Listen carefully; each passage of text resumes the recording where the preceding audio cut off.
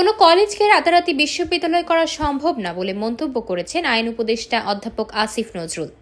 মঙ্গলবার অন্তর্বর্তী সরকারের ১০০ দিন আইন মন্ত্রণালয়ের কৈফিয়ত শীর্ষক সংবাদ সম্মেলনে সরকারি তিতুমির কলেজের শিক্ষার্থীদের চলমান আন্দোলন নিয়ে এক প্রশ্নের জবাবে এই মন্তব্য করেন তিনি।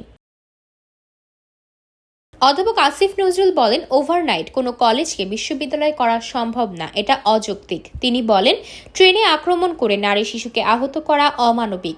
সরকারকে আন্দোলনকারীরা কিছুটা পেয়ে বসেছে, তবে সরকার যখন কঠোর হবে তখন কঠোর হওয়ার মতোই হবে। এদিকে তিতুমির কলেজকে বিশ্ববিদ্যালয় করার দাবিতে কলেজ ক্যাম্পাসের ভেতরে অবস্থান নিয়ে ক্লোজ ডাউন কর্মসূচি পালন করেছেন শিক্ষার্থীরা। এর অংশ হিসেবে ক্লাস পরীক্ষা বন্ধ রয়েছে তিতুমির কলেজে, বন্ধ রয়েছে সব ধরনের একাডেমিক কার্যক্রমও। এরই মধ্যে সরকার দাবি না মানলে বুধবার থেকে আবারও সড়ক ও রেলপথ অবরোধ করবেন বলে ঘোষণা দিয়েছেন আন্দোলনকারী শিক্ষার্থীরা। এ কর্মসূচির নাম তারা দিয়েছেন বারাসাত ব্যারিকেড টু মহাখালী।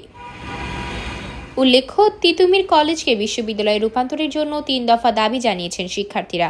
তাদের দাবিগুলো হলো, ঢাকা বিশ্ববিদ্যালয়ের অধিভুক্ত বাতিল করে ৭ কলেজ থেকে তিতুমির কলেজকে পৃথক করতে হবে। তিতুমির কলেজকে বিশ্ববিদ্যালয়ে রূপান্তরের লক্ষ্যে কমিশন গঠন করতে হবে। তিতুমিরকে একটি স্বতন্ত্র বিশ্ববিদ্যালয় বাস্তবায়নের রূপরেখা প্রণয়ন করতে হবে।